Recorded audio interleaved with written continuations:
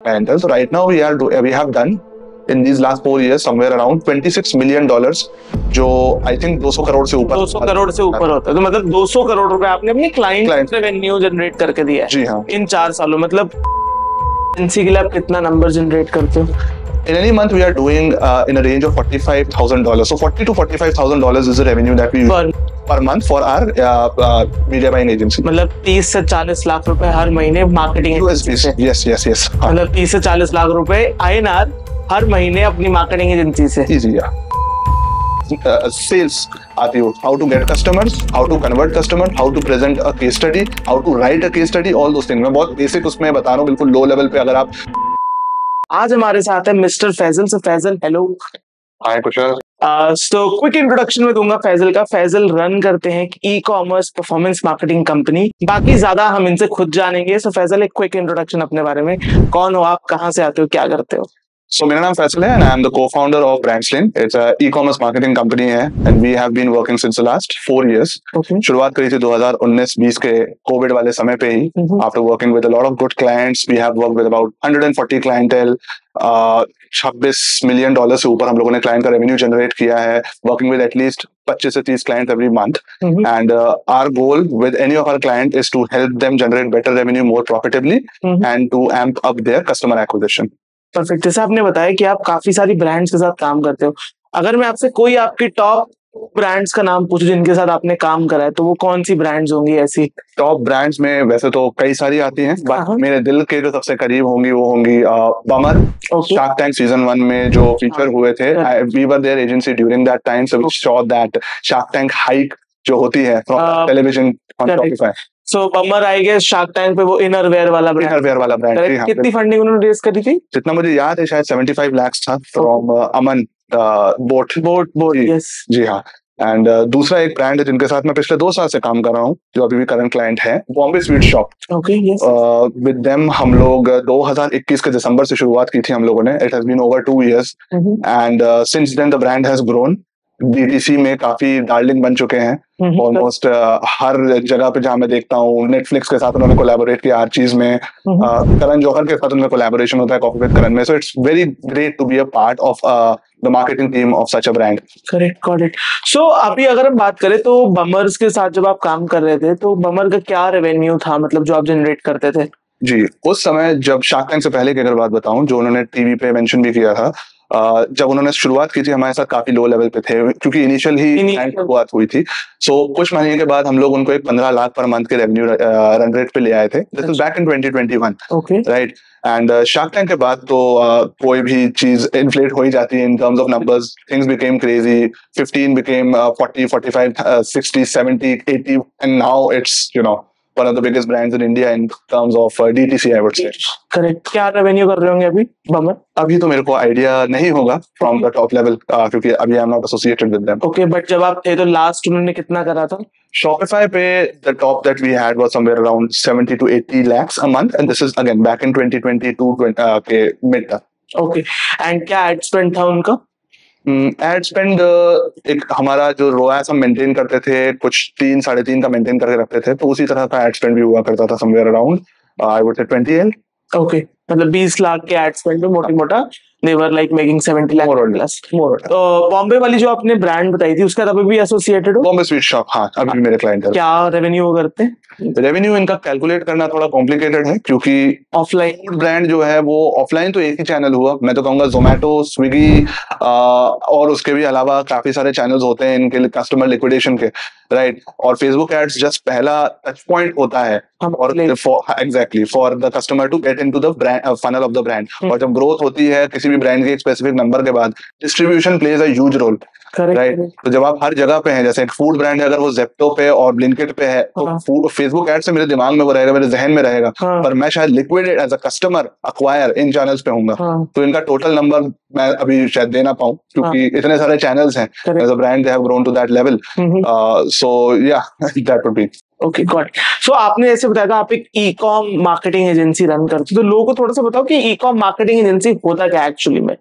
तो e commerce marketing agency बिल्कुल उसके क्रक्स पे हमारा काम होता है ई कॉमर्स बिजनेसेस के साथ काम करना, उनके रेवेन्यू नंबर्स को एम्प अप करने के लिए, to increase their profitability, to increase their customer acquisition. तो इसके भी कई तरीके होते हैं। जो मेरी कंपनी वर्क करती है upon, it is on two factors basically, customer acquisition through paid ads which is Facebook advertising, Google advertising, TikTok ads, whatever works. And दूसरा होता है बॉटम ऑफ द फनल, जिसे कहेंगे हम retention marketing, WhatsApp, emails, retention, वो पूरा का पूरा, राइट। सो ये दो मेजर एट्रीब्यूट्स होते हैं ई कॉमर्स मार्केटिंग में। और तीसरा होता है creative direction, which is again an important part. Creative को किस तरह से डायरेक्ट करना है कि कस्टमर्स आप अक्वायर करते रहो टॉप ऑफ द फनल में। So this also we look at as an agency, but I would say 99% of our client list for paid ads, which is Facebook and Google ads, and retention marketing. Okay, so मतलब exactly आप करते क्या उनके लिए? आप जैसे ads run करके देते हो, उनको कस्टमर्स ला के देते हो, correct? Yes, yes, yes. Okay, so इसके लिए आप चैनल में फेसबुक और गूगल का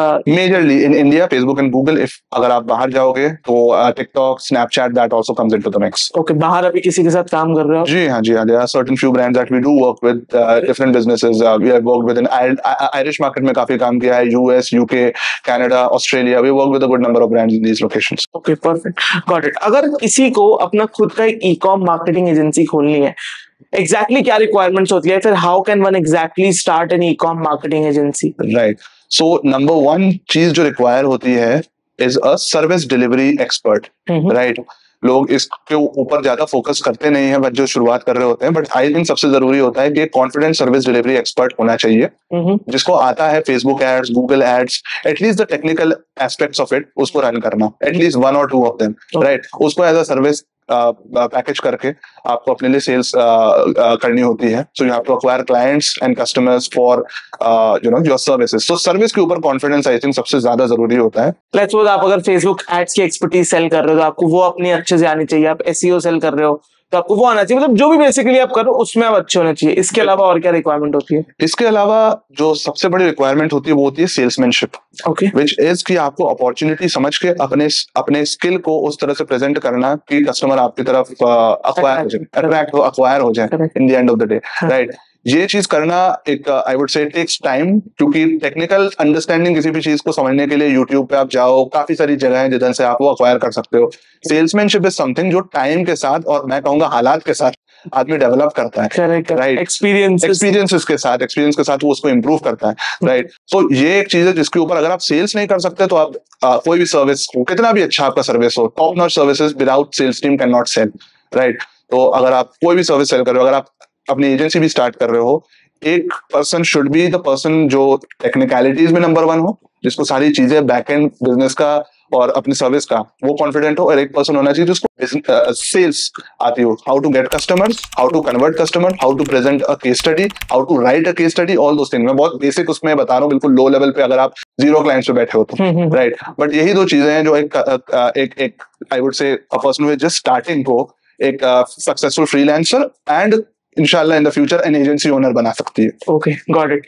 सो कोई बंदा जो अभी अपनी एजेंसी जस्ट स्टार्ट कर रहा है, वो अपना फर्स्ट क्लाइंट कैसे ला सकता है?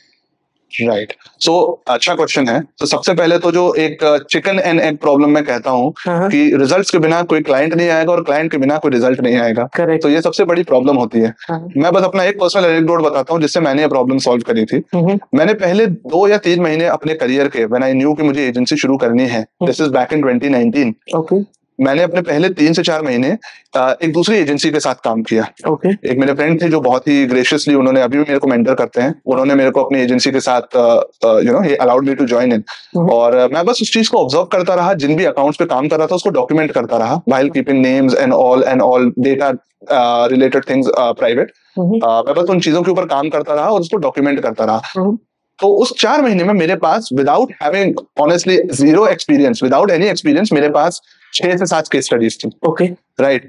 तो उसके साथ साथ मतलब कॉन्सिक्वेटिवली मैं अपने लिंक्डइन के ऊपर काम करता रहा, जहाँ पे मुझे पता है कि इसके रिलेटेड मार्केट है, सीएमओ, सीईओ, फाउंडर्स, एंटरप्रेन्योर्स, वो सब मार्केटिंग सर्विसेज ढूंढ रहे थे, राइट। तो मैं वहां पे उस डॉक्यूमेंटेशन जो मैं कर रहा था उसको प्रेजेंट करता रहा कि this is something I learn today, आज मैंने पिक्सल के बारे में ये सीखा, आज मैंने एड्स ऑडियंस के बारे में ये सीखा, और उससे लोग मेरी नॉलेज की तरफ अट्रैक्ट होने लगे, right. Okay, along with that I also had a co-founder who kept training me on a lot of things, क्योंकि उसका खुद का e-commerce में काफी अच्छा experience था at that time, so we just combined our case studies and knowledge together to form this company जो literally from scratch शुरू हुई थी, and now we are doing fairly well, I would say. Okay, तो कब आपने start करी थी अपनी कंपनी? कंपनी हम लोगों ने मिड ऑफ 2019 शुरू करी थी. Okay, got it. सो अब थोड़ा अपनी कंपनी के बारे में बताइए, like what is your company name and everything, क्या करते हो आप उस कंपनी में? Right. So my company's name is Brandslane Media. We have about 13, 14 people in our company looking at media buying from a marketing perspective, performance marketing में, retention marketing पे देखते हैं, which is WhatsApp, email, as I mentioned, creative direction and creative development as an in-house हम लोगों का है. So that is the separate divisions that we have. And again, as I mentioned, our work with e-commerce businesses is to basically help them improve their overall numbers in terms of revenue. जहाँ पे वो थे, जिस भी profitability पे थे, our work is to help them grow step by step to the next level of revenue growth. Okay, आप अभी अपनी एजेंसी में कितने क्लाइंट्स को भी एंटरटेन कर रहे हो?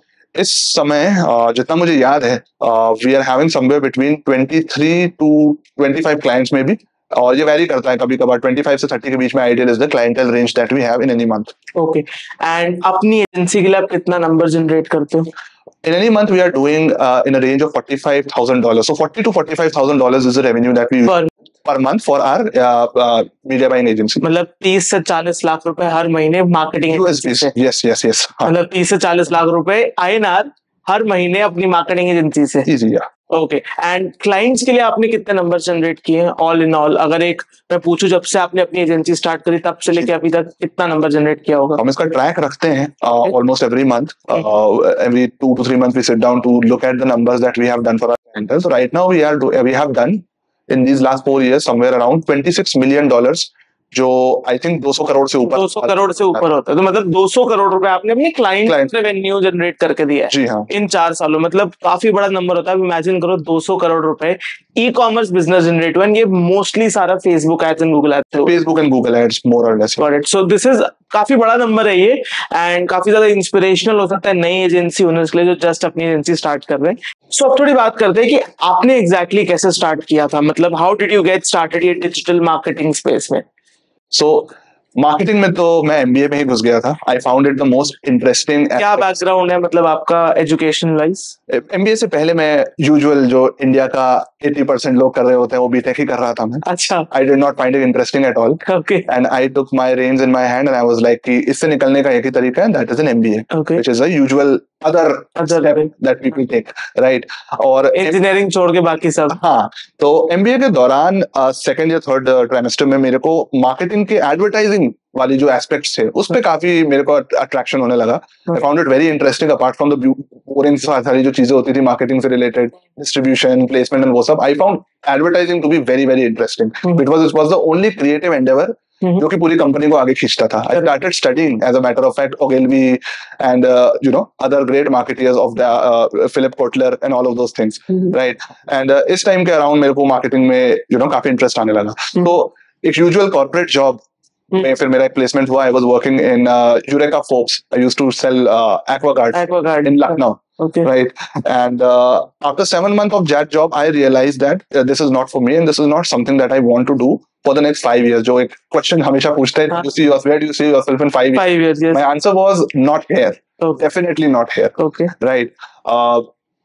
उसी टाइम पे मैंने एक बहुत छोटा सा एक्सपेरिमेंट किया था. अपने ही थोड़ा सा 150 रुपए का बजट लगा के YouTube से सीख के मैंने एक फेसबुक पेज बनाया, फिर फेसबुक पेज, और उसमें मैंने अपनी वीडियो ऐड चला दी कि मैं लखनऊ में हूँ, मैं एरिया सेल्स मैनेजर हूँ और मैं आरओ बेच रहा हूँ. अगर आपको चाहिए आप अपने कमेंट नंबर नीचे लिख दीजिए.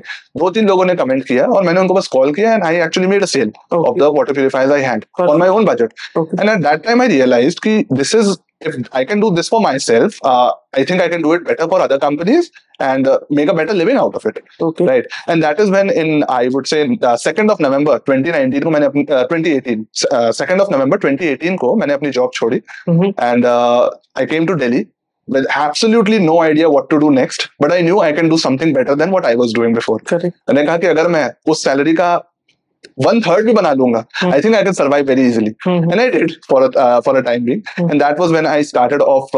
For the first thing I did was took an internship with a couple of agencies, learned the art of Facebook advertising from ground zero, scratch, and then I started it as a service, selling it as a service, and started building the agency.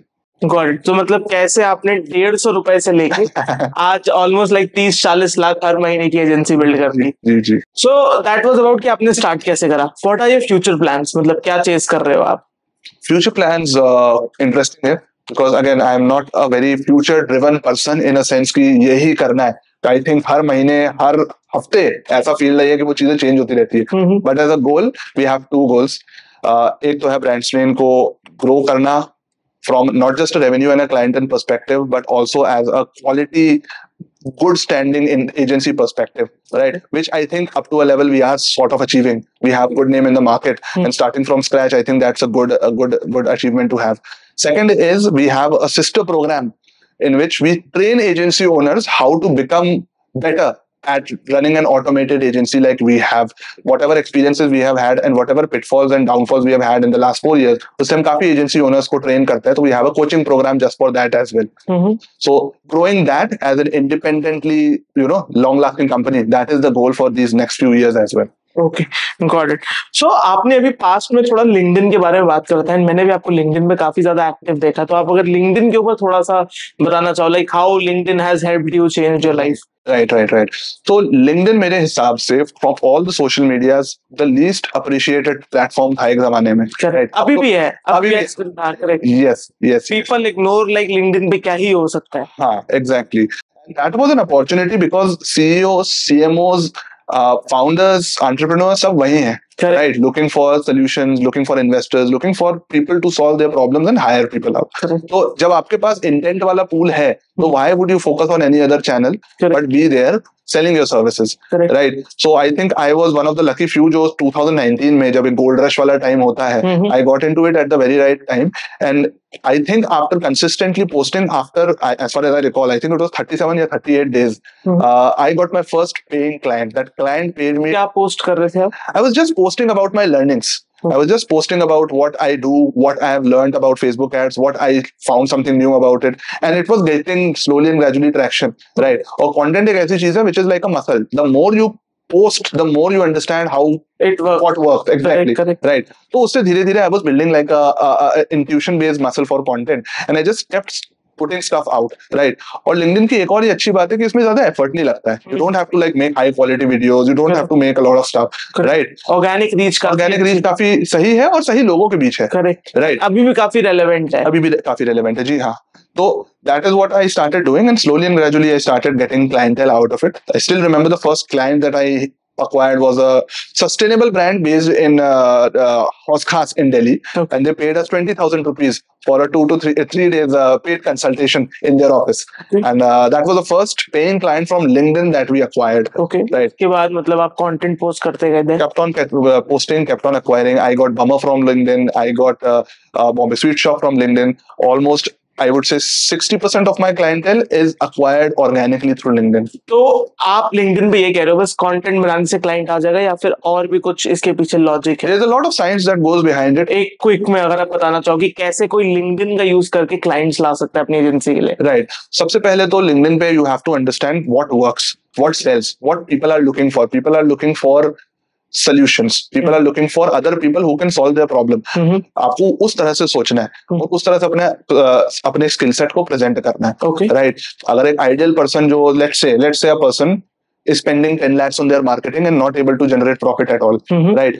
उसके लिए सबसे जरूरी है profit बनाना. तो आप content बनाओ around things which you have learned, which आप अपने क्लाइंट्स के लिए जिस तरह से ROAS और प्रॉफिटेबिलिटी इंप्रूव करते हैं, राइट?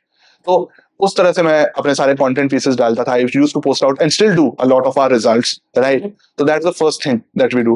दूसरी चीज जो मैं फोकस करता हूँ that is showing our company culture.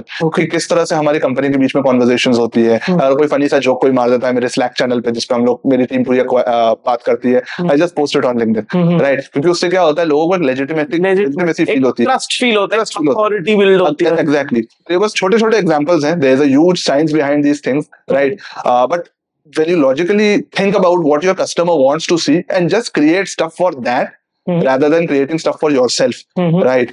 तब आप better client, high quality clients acquire करने लगोगे and at least getting the right traction. Okay, so मतलब this is how one can get clients using LinkedIn. Yes. This is just a start, but जितना post करोगे उतना आपको कुछ समझ में आने लगेगा. Because किसी भी चीज के लिए कोई परफेक्ट गाइड एग्जिस्ट नहीं करती है. इट इज ऑल कि आप करते जाओगे, यू स्टार्ट अंडरस्टैंडिंग वो कैसे फंक्शन कर रहा है. व्हाट एल्स, मतलब लिंक्डइन ने और क्या करा आपके लिए? Funny enough, LinkedIn ने मेरी लाइफ चेंज करी है. Clients and business तो is a secondary thing in the end of the day. I found my wife on LinkedIn. Okay. Using the same strategies I use for acquiring clients. Achha. The same thing got my wife into the funnel. She got interested in the posts and stuff I was making, and she just DM'd me. Okay. Funny enough, saying it on camera. She DM'd me first, and we just started having a conversation, and one thing led to another, and now I'm married to her. कितना time हो गया? I have been married for over a year now. Okay. But we connected on LinkedIn 4 years back. Okay. So मतलब अभी तक आपने ये सुना होगा कि LinkedIn से क्लाइंट्स मिलते हैं, ये सब होता है, बट आज जैसे इन्होंने बताया फनी इनफ कि LinkedIn से वाइफ भी मिलते हैं. This is for all singles. Not able to find your girl on Instagram, on Facebook, try LinkedIn, maybe that helps. Okay, perfect. So अब बात करते हैं कि अभी तक हमने सिर्फ गुड्स एंड गुड्स के बारे में बात करी. अब बात करते हैं what are the possible hurdles जो आपने पूरी अपनी एंटायर जर्नी में फेस की है. जी हाँ, hurdles again, entrepreneurship, you also understand. Yes. Every day कुछ hurdle आ जाता है, कुछ challenges आते हैं. Correct. You can never bypass that. But can never bypass that. Top 3 जो आपके इस पूरे एजेंसी मेकिंग में आए, and how did you overcome? एक मैं बता सकता हूँ जिसने मेरा सिनिकल नेचर जो एक एंटरप्रेन्योर को एक समय के बाद आता है, जिसने मेरे को उस डायरेक्शन में ढकेला. दिस इज अगेन 2019 में शुरुआत करी थी. One of our clients actually poached our service provider, which is our media buyer, जिसको हमने हायर किया था. The person we were outsourcing with work and thinking of building a team with, उसने उसको पोच कर लिया. Correct. Very common. Very common, exactly. हमें पता नहीं था कि he can just backtrack his name, find him on Facebook and just poach that guy. So that happened. That made me very cynical. That made me very I would say control driven for certain aspects in my company. Correct. Right. And that is important. But yeah, that happened, and that was जब एक होता है ना भरोसा उठ जाता है client से और लोगों से. तो that happened. कैसे फिक्स करा आपने उसको? There was no fix. We lost the client in the end of the day. There was no fix to that. We had to hire somebody else. Right. So that was that really impacted our revenue. उस time तो revenue क्या ही था, वो मतलब शुरुआती दौर थे. But जो भी पैसा आता था, that was revenue for us in that day. So but yeah, that impacted our overall numbers very much to a level that it also almost 4-5 महीने हुए थे करते हुए, and it almost tanked to zero. Right. But then we got back up. Right. What else और क्या? Second, I think मेरा खुद का नहीं, सभी का होगा, वो तो कोविड की जब शुरुआत हुई थी. Right. We lost, I think, 8 clients. उस टाइम 80 clients थे मेरे, but we lost all 8 in one day. Okay. Right. And reason क्या था? कोविड शुरू हो गया. Every clients got a little bit skeptical, disheartened, scared about क्या करना है आगे. So we lost all of the clients. Obviously, a lot of people lost business.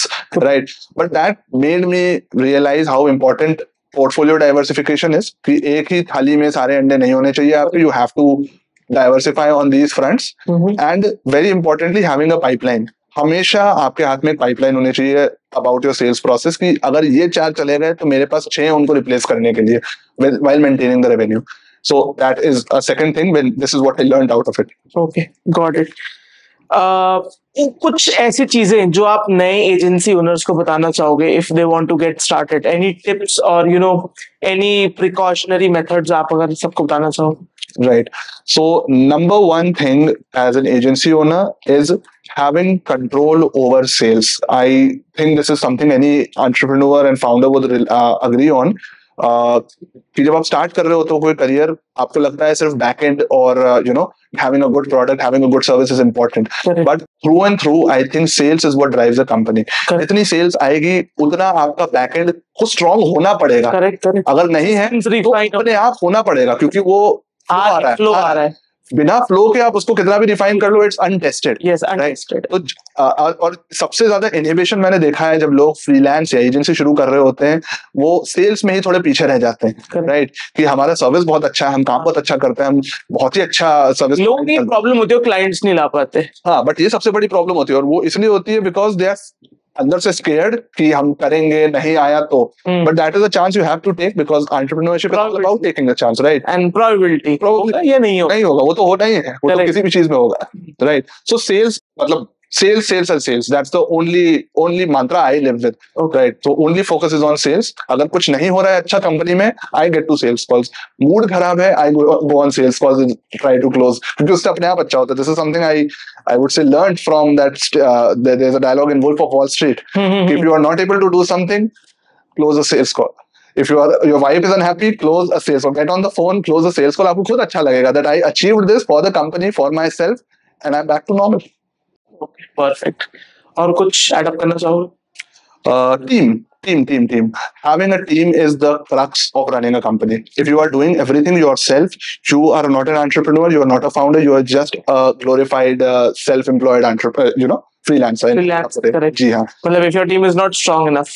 Yeah, if your team is not strong enough, not aligned enough, अगर आपको कोई भी चीज service delivery में खुद करना पड़ रहा है, कुछ चीजें ठीक है, बट अगर सारी चीजों में आप बॉटलनेक बन रहे हो, तो आपको टीम को इम्प्रूव करना बहुत जरूरी है. And people down play this, right? वो खुद बॉटलनेक बन जाते हैं. भाई आपका काम होना चाहिए कि आप टीम को ऐसा रिफाइन कर दो, you can just take a day out, get on a podcast while your team is doing the damn work. Yes. Right? That is the only way that a company grows. तो team culture setup करना, team को किस तरह से leadership position में डालना, these are things which I think people don't really think much about. और वो टाइम के साथ आता है. When you have sales, then you will have clients, then you will have a team, and when you have a team which is pressured by clients, अपने आप एक culture develop होगा और अपने आप सिस्टम्स डेवलप होंगे.